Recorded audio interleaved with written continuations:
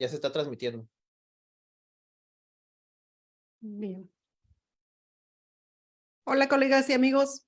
Soy la doctora Silvia Salas, delegada de Lofil México.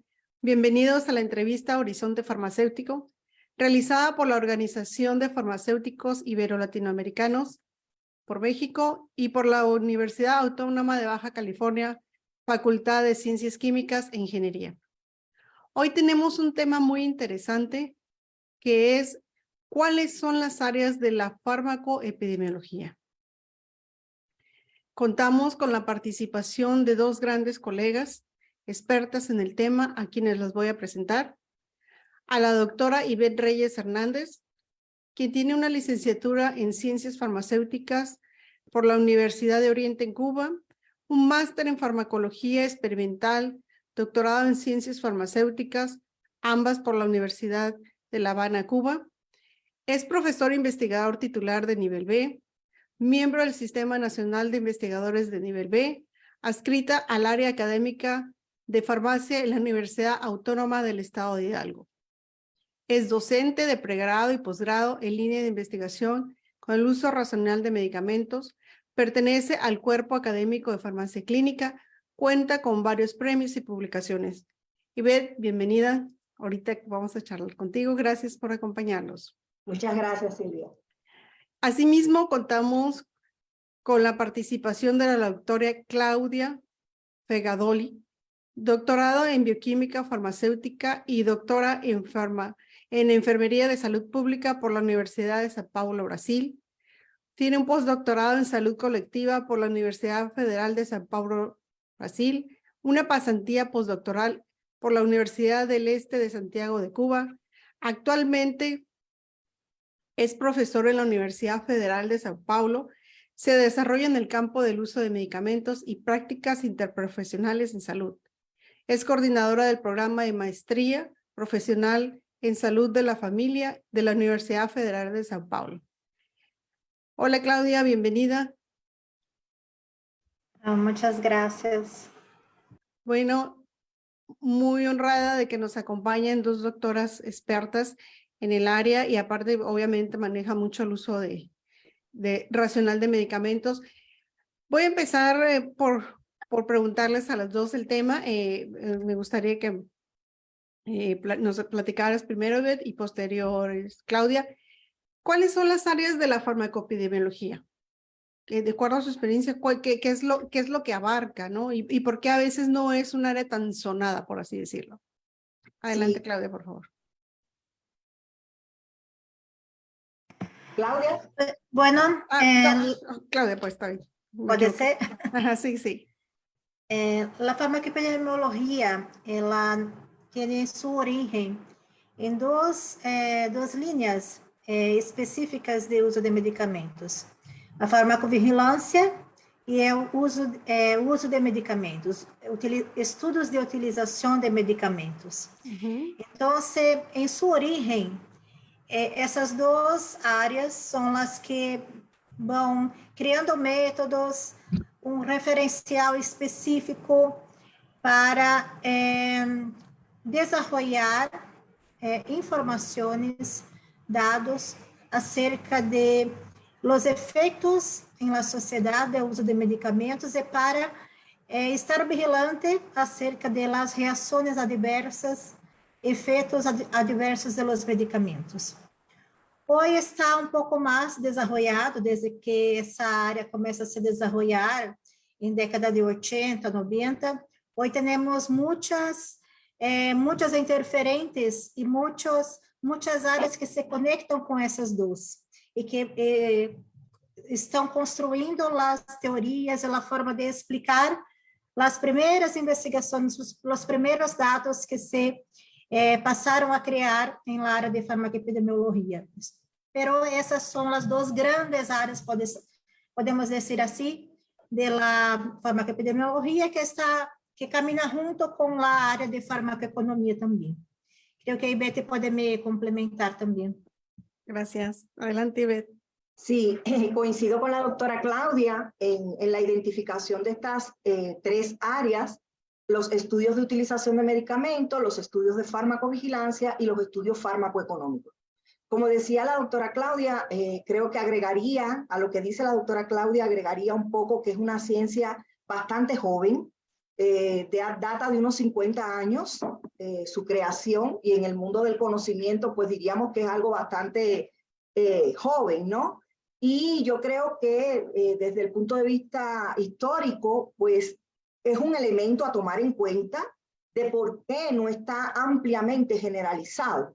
Yo creo que en la conversación de hoy, pues vamos a tocar algunos elementos que van hacia la necesidad de generalizar este tipo de estudios a partir del conocimiento de cada una de las áreas. Entonces, bueno, agregaría esto, la farmacovigilancia encaminada fundamentalmente a la investigación, a la detección, al registro, a la evaluación, a la notificación de las sospechas de las reacciones adversas, los estudios de utilización de medicamentos, a estudiar el comportamiento en grandes poblaciones, porque sabemos que los medicamentos llevan una etapa preclínica y clínica en la que hay una población bastante controlada, que está, se diría que también sesgada, porque tienen que cumplir ciertos requisitos y bueno, en esas poblaciones son muy pequeñas. Entonces, los estudios de utilización de medicamentos entran en grandes poblaciones para ver cómo se comporta ese fármaco o ese medicamento que ya sale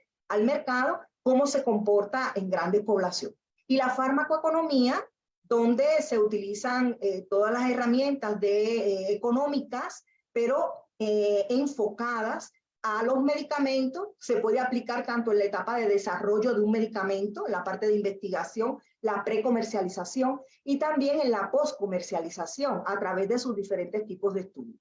De manera general serían estas las tres áreas que incluyen a la farmacoepidemiología. Y por supuesto que tienen su base en la epidemiología, es decir, usan los métodos, los razonamientos y los conocimientos de la epidemiología. Sí, muy interesante ya la definición que ambas nos están dando. Regresando contigo, Ivette, tocaste un tema importante, joven, o sea, joven, por así decirlo, porque pues obviamente tiene muchas bases lo que es la farmacoepidemiología. ¿Algún ejemplo tú de tus estudios que nos puedas comentar? Y después que Claudia nos comente también, en base a su experiencia, ¿qué es lo que han podido detectar con esta rama? Sí, bueno, desde que comencé, recién egresada, me moví en esta rama de los estudios de utilización de medicamentos. Y hemos tenido algunas investigaciones desarrolladas y publicadas. Recuerdo que el primer estudio que hice de utilización de medicamentos fue combinado con algunos elementos de evaluación económica, lo que no era una evaluación económica completa, porque existen dos grandes grupos que son las evaluaciones intermedias y las completas. El mío fue un estudio sobre anticonceptivos hormonales orales. Lo dirigí en una tesis a unos estudiantes de licenciatura y luego los resultados los publicamos en una revista europea. Y bueno, aquí desarrollamos un estudio de indicación-prescripción con elementos de esquema terapéutico porque estuvimos evaluando la efectividad de la prescripción en cuanto a dosis, en cuanto a intervalos de dosificación, duraciones de tratamiento, presencia de interacciones entre medicamentos, reacciones adversas también. Y bueno, un poco estudiamos una evaluación económica donde veíamos el costo de esta medicación por parte de la población.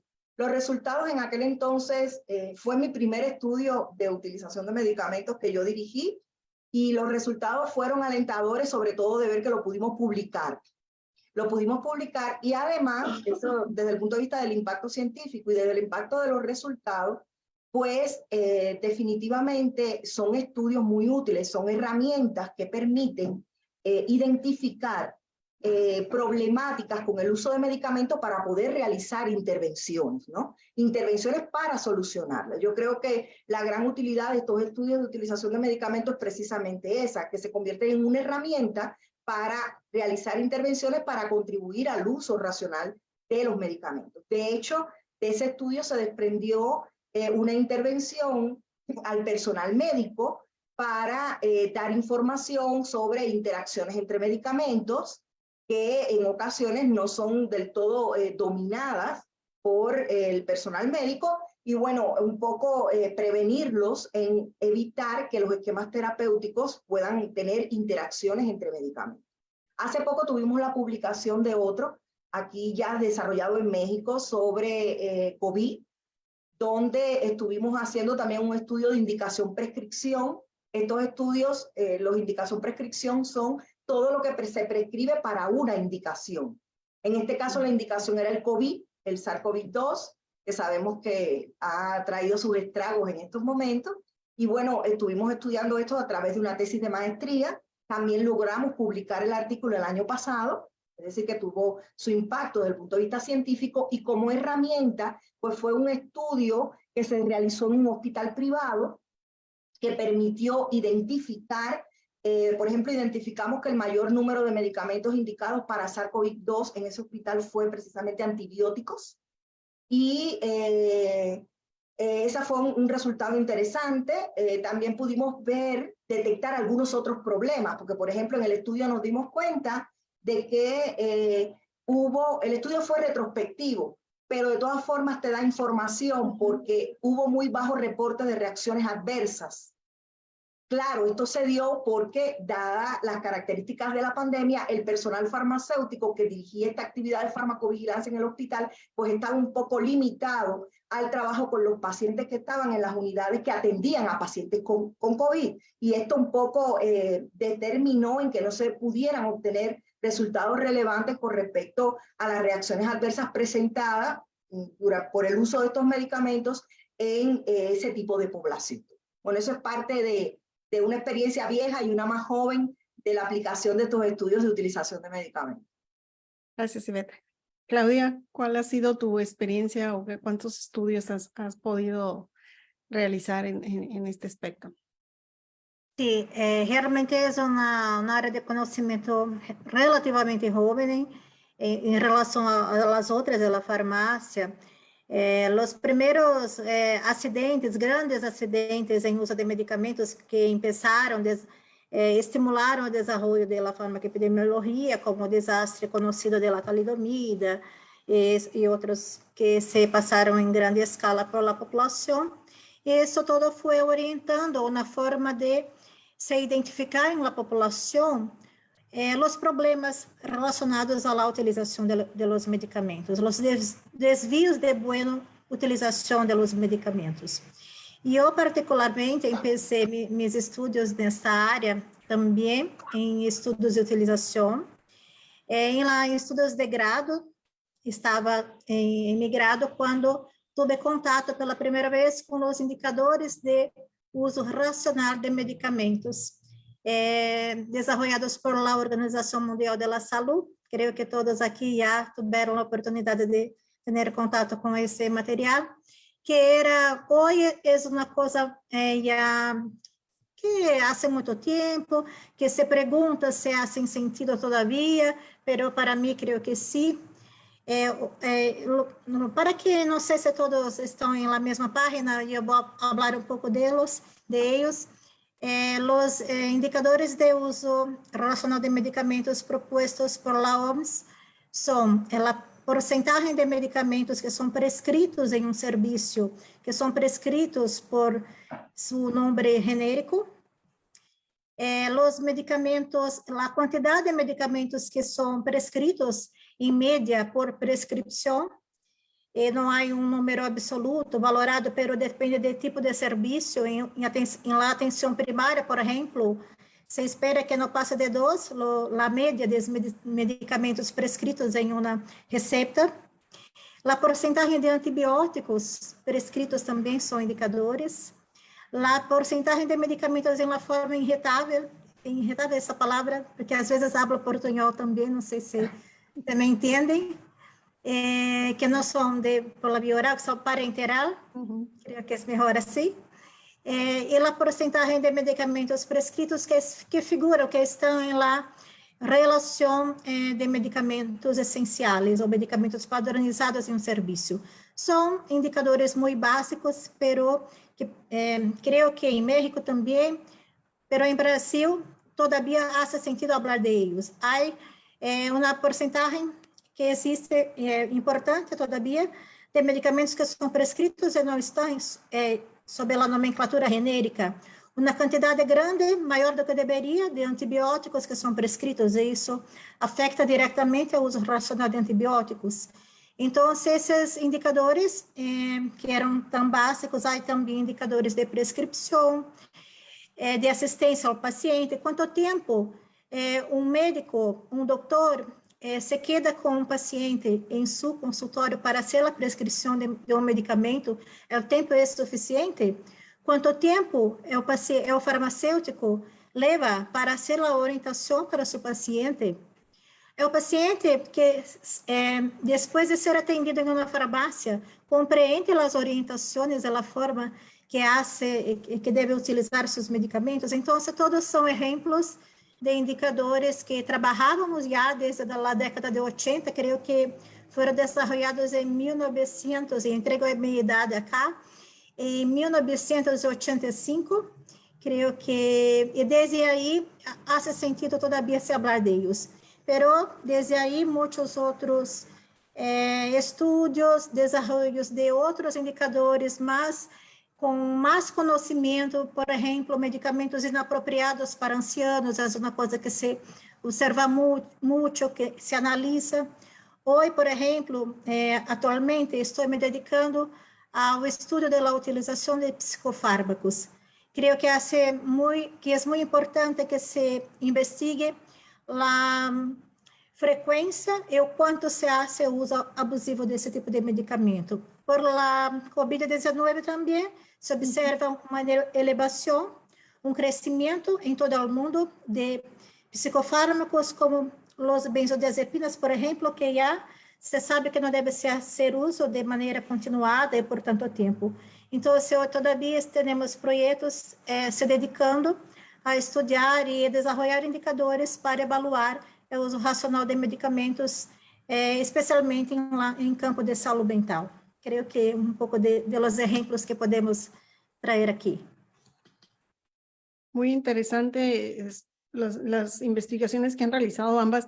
Regresando aquí contigo, Claudia, antes de ir con Iber, me gustó mucho lo que mencionaste sobre el impacto de los psicofármacos, sobre todo en pacientes adultos. Yo creo que es a nivel de varios países que se da el uso de benzodiazepinas por usos prolongados y estudios como tal que te demuestran esa, no digamos en efectividad, pero ese uso inadecuado por tanto tiempo no hemos visto, y es muy interesante que después que lo tengas lo compartas con nosotros para poderlo difundir, ¿no? Y tenerlo muy en cuenta en nuestros hospitales, sobre todo también para nuestros propios familiares, que la mayoría de nosotros, algunos ya tiene pacientes adultos que están con cierta medicación, y es muy interesante. ¿Ahorita en qué etapa van o hasta cuánto tiempo lo van a rastrear?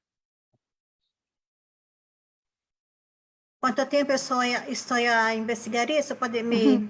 Eu não sei se entendi ela... Sí, sí. Por causa de espanhol, sim. Não, eu estou já desde 2017, quando comecei com o professor Elisaldo Carlini nesse tema, que estive em Cuba, incluyo, estudando na Universidade de Oriente, porque também é um fenômeno mundial. Assim mesmo em Cuba, onde há uma atenção primária espetacular, que cuida maravilhosamente de pessoas com diabetes e hipertensão, como nunca he visto. Pero eu fui a Cuba pensando, vou a Cuba e vou aprender como não se fazer abuso de benzodiazepinas. E quando eu chego lá, me deparo com a mesma situação. Então, começamos naquela época com a doutora Niurka também, e professor Ibete, e se parte rato, desenvolver programas para fazer o enfrentamento dessa situação, porque se queda tão difícil esse enfrentamento, porque que recursos há em serviço de saúde para ser diferente? Que tempo têm os profissionais para ser diferente? Então, estamos hoje, desde 2017, investindo em caminhos para melhorar, para cambiar esse tipo de uso. Tenho acá uma estudante que trabalha comigo, que veo que lá está aqui, e trabalha especificamente com isso. Estamos investindo muito em la formação de los profissionais. e também no desenvolvimento de práticas complementares, práticas não medicamentosas que possam ser utilizadas como alternativa, como opção a los medicamentos, porque às vezes não é que os profissionais são malos e os pacientes são dependentes solamente, é que a estrutura de la vida, o que somos obrigados a hacer, trabajar todo el día, dormir poco, y tenemos que nos deitar en la cama, pelear con el sueño que no llega, y mañana tenemos que levantar temprano para trabajar de nuevo. Entonces, ¿qué voy a hacer si no tengo otra opción? Entonces, por otro lado, los prescriptores, cuando ven las personas, la gente sufriendo en su consultorio, en su oficina, e não tem outra opção, não tem, há mais de 10 para que veja no mesmo dia, esperando na porta. Então, que tenho? Que recurso tenho eu? Eu tenho o medicamento para resolver aquele problema naquela hora.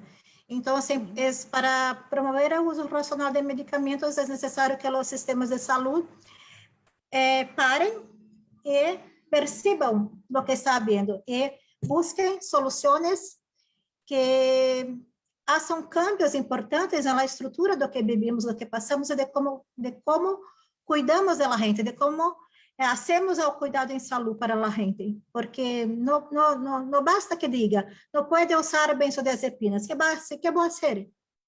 Há que ter mudanças mais estruturais. Muy bien, muchas gracias. Ivette, me da mucho gusto lo que mencionaste, que de hecho aquí lo tenía como pregunta y lo dijiste, que han tenido impacto los estudios que has realizado, el primero con anticonceptivos, el segundo que hiciste de COVID, y me llamó la atención el cómo pudiste ir a una institución privada y que te hayan abierto las puertas para poder hacer un estudio de este tipo y que haya quedado ahí también el impacto. Esa intervención que ustedes hicieron, ¿qué tan fácil te fue hacer toda esa gestión? Porque no es como, ahorita tú lo dices muy bonito, bueno, yo lo siento de que no hicimos, pero no es como que ya llegué corriendo aquí, yo estoy y voy a hacer mi estudio y que te hacen caso luego. ¿Cuáles son esos pasos o qué contratiempo tuviste para poder llegar a ese, por así decirlo, final feliz? Sí, bueno, en este caso, Silvia, hay varias cosas que hay que conjuntar. De hecho, les comentaba que el último estudio que fue realizado aquí en México es precisamente por el equipo de investigación de nosotras, que estamos en un cuerpo académico, y es producto de un estudiante de maestría. Okay. ¿No? Él presentó un protocolo de investigación en su institución hospitalaria. Este caso la tesis fue dirigida por la doctora Isis, pero trabajamos en equipo.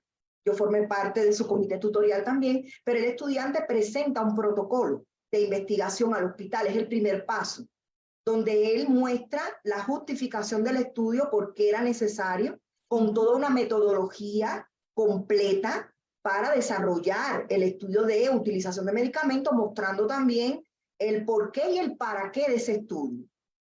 Fue aprobado por un comité de ética, por el comité de ética del hospital, y también fue aprobado por el comité de ética de aquí del Instituto de Ciencias de la Salud de la Universidad Autónoma del Estado de Hidalgo. No es un proceso sencillo, como tú dices, es un proceso complejo, porque finalmente para poder publicar los resultados científicos tiene que estar el aval de las instituciones. Ellos tienen que dar el permiso y el permiso precisamente pasa por la aceptación del Comité de Ética y de Investigación. Entonces, ese es el mecanismo por el cual las investigaciones pasan para que puedan luego ser publicadas. Es decir, que la idea es que todo el que vaya a desarrollar un estudio de utilización de medicamentos, por supuesto, en el ámbito en el que lo va a desarrollar, pues tendrá que ser presentado a los comités de ética de las instituciones pertinentes, ¿no?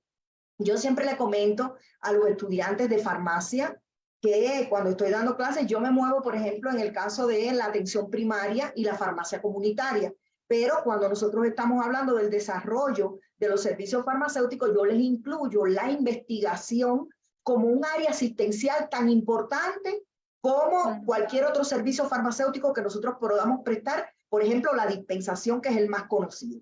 Y yo siempre les comento a ellos la importancia de desarrollar este tipo de estudios desde las farmacias comunitarias, desde las farmacias hospitalarias, en cualquier ambiente.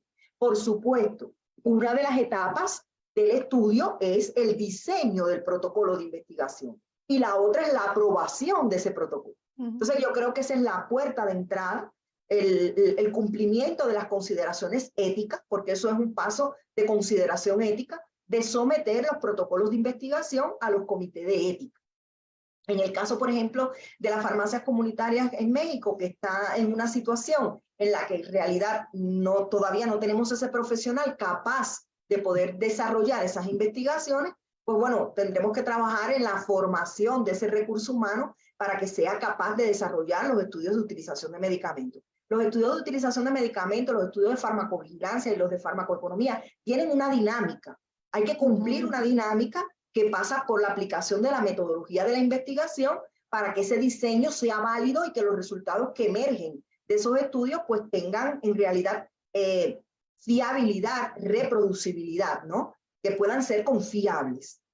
Entonces, bueno, doctora, esa es la experiencia que nosotros tenemos. No es fácil, a veces te tropiezas con hospitales. En estos momentos estamos trabajando también con otro estudiante, estamos en fase de concepción de la idea de investigación, porque una de las formas de titulación en esta universidad es a través de la publicación de un artículo científico en una revista de alto impacto.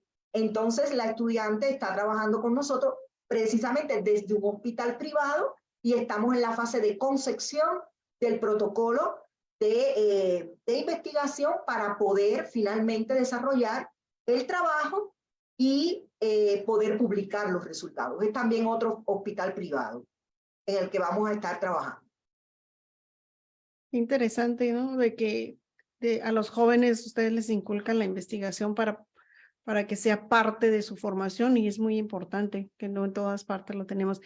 Claudia, ¿tú qué contratiempos has tenido para poder realizar tus trabajos? Creo que hoy tengo un equipo maravilloso de trabajo, entonces las cosas están fluyendo muy bien, puedo decir eso. Creo que estamos en un momento en Brasil, que estamos en un horizonte de financiamiento para las investigaciones. Lo que pasa de más complicado cuando necesitamos en nuestros estudios de las fuentes de información y trabajamos acá en nuestro grupo muy conectados con el servicio público de salud y el Sistema Nacional de Salud. Brasil tiene un Sistema Nacional Público de Salud y es ahí que trabajo específicamente. Às vezes os registros, a questão de pacientes, de utilização, de dispensação, não estão exatamente da maneira que necessitamos. Então, os sistemas de informações todavia são problemas para os grandes estudos de utilização de medicamentos, para que dar consistências. A Ivete falou uma coisa importante acerca da reprodutibilidade. Às vezes buscamos relatórios em los serviços e um dia temos um resultado, outro dia o mesmo relatório que tentamos abrir sale com números diferentes. Então, a confiabilidade, reprodutibilidade de los dados às vezes é um problema para nossas investigações. Creio que para termos sistemas fortes de farmacovigilância e estudos de utilização de medicamentos mais sistematizados em serviço de saúde, é muito importante que os governos hagam investimentos em sistemas de informações para os medicamentos. Às vezes temos bons sistemas para notificação de sífilis, hipertensão, problemas de saúde em geral, então as estatísticas estão aí, pero não temos dados muito fáceis para aceder como se utilizam os medicamentos na população. Creio que esse é o principal problema que nos limita para hacer análises mais amplas e generales. No sé, veo que está de acuerdo conmigo. Sí, estoy súper de acuerdo contigo. Y creo que también eso pasa porque lo estoy viendo desde otro punto de vista, lo estoy viendo, es decir, bueno, desde el mismo punto de vista tuyo, desde las políticas que tiene que tener el gobierno y, por supuesto, a través de sus ministerios de salud pública. Tú te vas por el lado de la informatización, de la necesidad de datos para que nosotros podamos hacer análisis robustos y que tengan fiabilidad en los datos que nosotros estamos obteniendo. Yo también me voy por la parte de la política, pero un poco, y retomo el caso de México, que la necesidad de que exista una política farmacéutica nacional.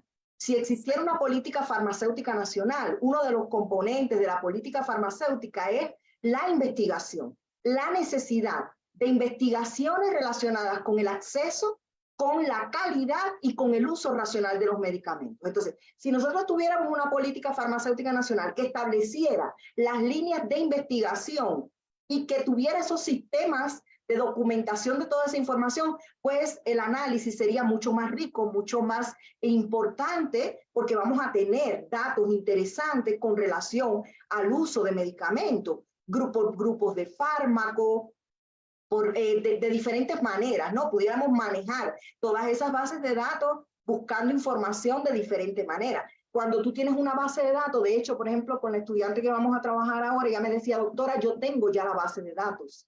Excelente, el estudio va a fluir rápido, porque en realidad tú lo que tienes es que diseñar e identificar qué variables vas a estudiar. Y eso tú lo diseñas a partir de reconocer qué tipo de estudio vas a hacer.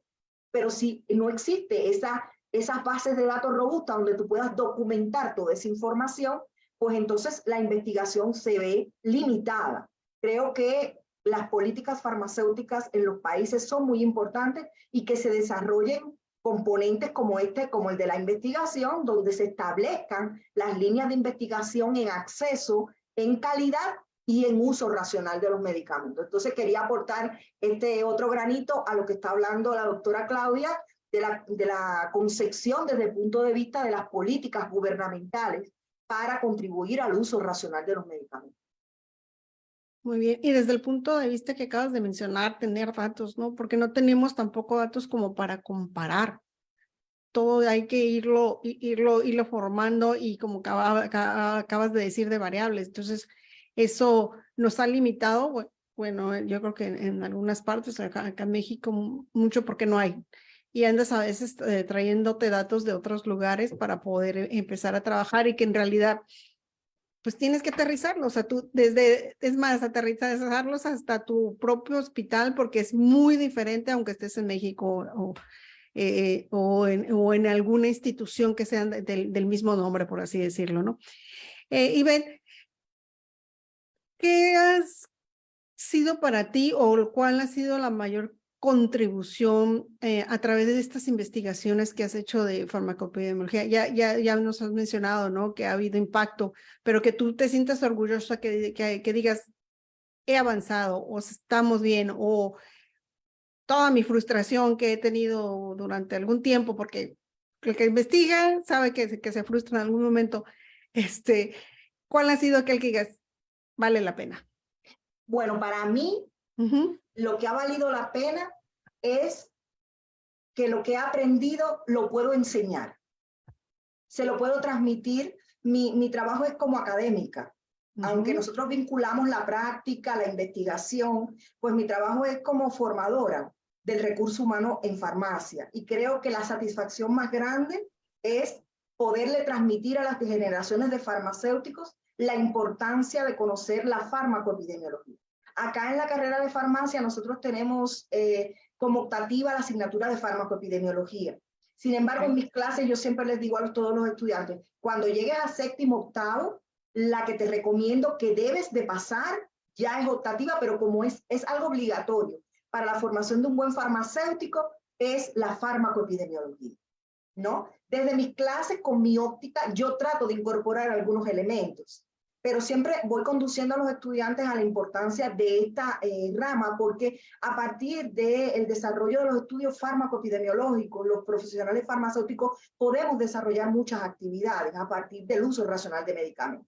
Por ejemplo, en la asignatura de atención primaria y farmacia comunitaria que yo imparto, yo los enseño a diseñar para implementar servicios farmacéuticos. Y una de las herramientas que yo identifico para determinar qué servicios vamos a diseñar y a implementar son los estudios de utilización de medicamentos, los estudios de farmacovigilancia. Cuando hablamos de selección de medicamentos, hablamos del análisis farmacoeconómico, ¿no? Para la selección de las buenas listas de medicamentos esenciales, porque a veces estamos en la disyuntiva de cuál vamos a seleccionar, pero eso depende del bolsillo, a veces del Estado, a veces de la persona, ¿no? Del gasto de bolsillo de la persona. Entonces ahí la farmacoeconomía tiene una relevancia vital porque va a permitir comparar dos opciones que terapéuticamente están mostrando la misma eficacia y seguridad, pero a lo mejor hay una que tiene mejor precio y podemos hacer un análisis de costo para seleccionar los medicamentos y establecer esas líneas, esas listas de medicamentos esenciales con base en el análisis farmacoeconómico. Entonces yo creo que para mí, como profesional y como ser humano también, porque cuando enseñas estás dejando una huella, es esa, que el haberlo hecho con mis manos me permite poderles transmitir a los estudiantes la importancia de conocer esta rama de la farmacopidemiología. Muy bien, gracias. Lo mismo, Claudia, para ti, ¿cuál ha sido tu mayor orgullo en tu investigación? ¿Qué es lo que más te ha dejado estar en seguir en esa área? Sí, da misma manera como Ivete habla, creo que porque la formación en farmacia de pregrado es una formación muy voltada para la industria, la producción de los medicamentos. En Brasil, creo que en México también. Y cuando percibes que su trabajo es que hace, que desarrolla un pensamiento crítico acerca del uso de medicamentos en los estudiantes, en la sociedad, creo que eso es muy gratificante. Además, para mí, que trabajo muy involucrada con los servicios de salud, es muy importante contribuir para programas de uso racional de medicamentos, de uso más consciente. Por ejemplo, tuvimos un programa ahora, un poco antes de la pandemia, en que estábamos muy incomodadas con el uso de omeprazol. Creo que ahí es lo mismo, no sé.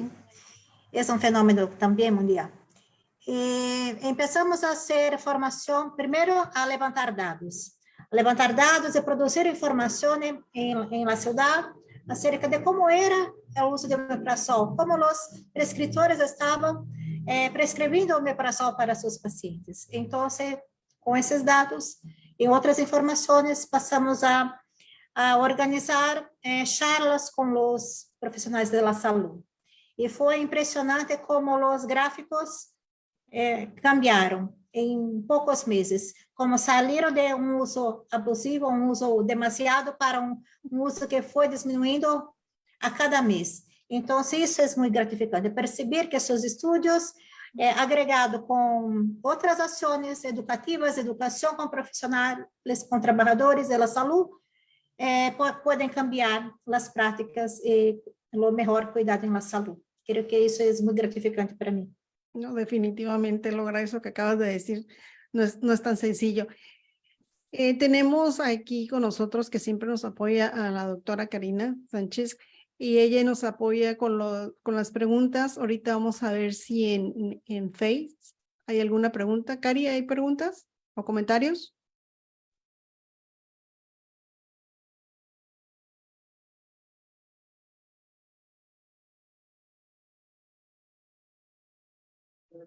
Hola, buenas tardes. Adelante, Hay Karen. dos comentarios. Ajá. Voy a leerlos. Dice, en el hospital se vio la población México-estadounidense sobre ajuste de dosis de antibióticos en paciente obeso. Y otro que dice, otro estudio de pacientes diabéticos en población México-estadounidense y el ajuste de dosis en las insulinas fue en conjunto con medicina interna, nutrición y farmacia. Ok, o sea, está comentando que ellos han hecho estudios sobre esas patologías con esos medicamentos. ¿Sí, verdad?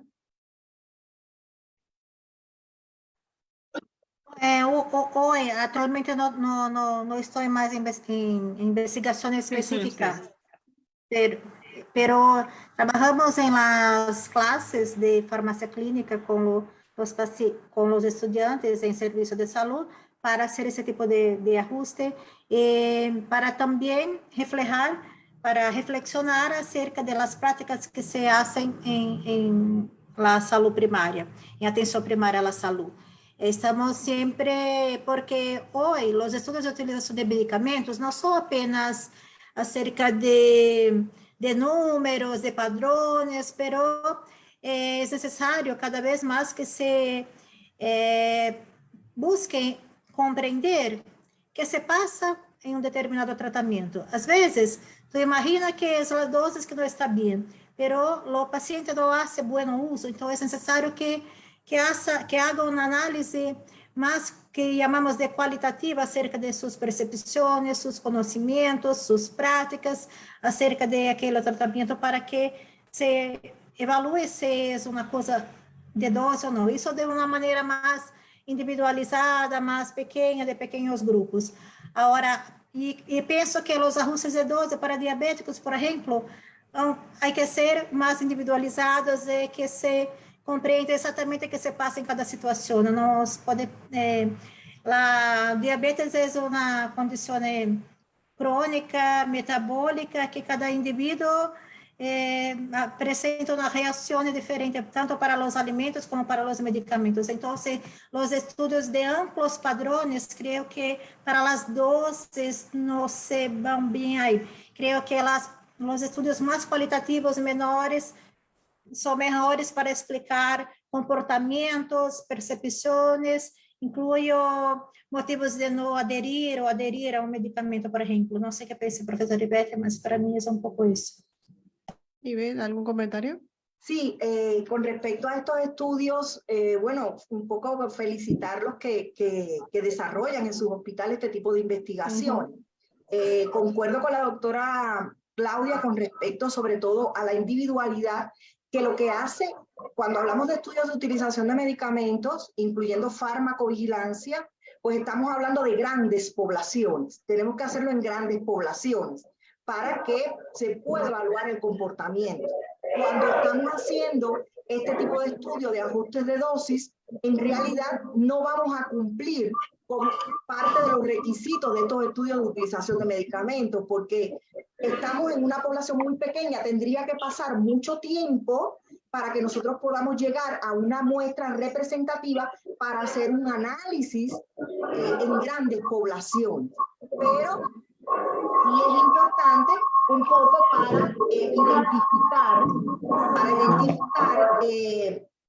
problemáticas que a lo mejor después podemos diseñar estudios para comprender en grandes poblaciones qué está pasando, ¿no? Pero en realidad el ajuste de dosis va un poco más, me imagino que, por ejemplo, no sé si tenga un enfoque farmacocinético, que usen algún parámetro para farmacocinético para el ajuste de dosis y ya lleva a un nivel de más individualización, ¿no? En realidad son muy importantes estos tipos de estudios porque están trabajando también en pos del uso racional del medicamento ya de una manera más individualizada, ¿no? Para que sea un estudio de utilización de medicamentos tendríamos que llevarlo a una gran escala, ¿no? A una gran cantidad de pacientes. Pero también son importantísimos porque estamos individualizando en un paciente y de esta manera también estamos contribuyendo al uso racional de los medicamentos. Muy bien, gracias. ¿Algún comentario, Cari?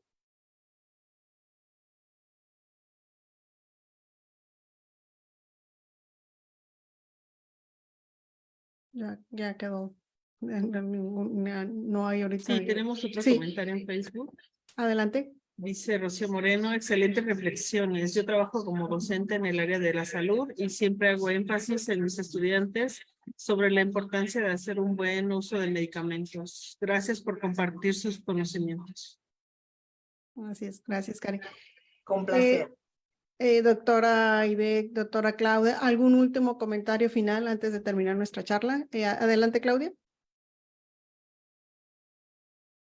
No solamente reforzar el refuerzo de que los gobiernos los administradores públicos piensen de los sistemas de salud, piensen en la importancia de investimentos en sistemas de información adecuados para las investigaciones y que las universidades estén creando más espacios en el currículo, en la formación de los estudiantes para que sean más capaces de actuar sobre el uso racional de medicamentos. Creo que así podemos hacer un futuro un poco mejor.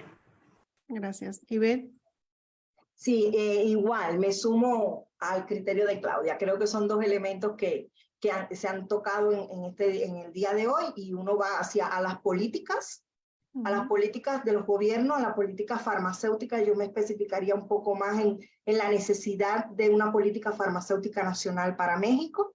Y por otro lado, lo que decía Claudia ahorita, por ejemplo, en Brasil se caracteriza por la formación de un farmacéutico de un amplio espectro, muy orientados a la industria. México también. La mayor cantidad de profesionales farmacéuticos son formados bajo el título de químicos farmacéuticos biólogos, que tienen un amplio espectro, digo yo, y más enfocado a la industria. Entonces, ya se están dando muchos pasos aquí en México para la formación de un farmacéutico licenciado en farmacia con un corte asistencial para que pueda enfrentar las labores desde los servicios farmacéuticos. Ya se están dando pasos para ello, desde organizaciones académicas, y potenciar la formación de ese recurso humano para que todas estas actividades se puedan realizar. Porque son importantes, son necesarias, pero ¿quién las hace? ¿No? Yo creo que el recurso humano tiene que estar siendo formado para poder desarrollar esos estudios de utilización de medicamentos y para velar porque en realidad se haga un uso racional de los medicamentos. Sin un farmacéutico en las farmacias, nosotros no vamos a poder tener una política farmacéutica nacional que se pueda cumplir. Se puede elaborar una política farmacéutica nacional, pero si no hay quien la cumpla, de nada va a servir. Entonces creo que va por ahí. La necesidad de las políticas y la necesidad de la formación del recurso humano. Esa es mi opinión con respecto a este tema de la farmacoepidemiología. Gracias, Ivette. Gracias, Claudia.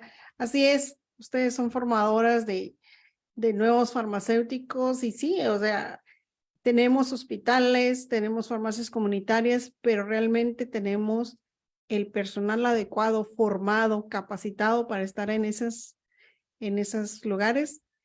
Y ya eso es trabajo de todas las instituciones, de todos los farmacéuticos que estamos involucrados.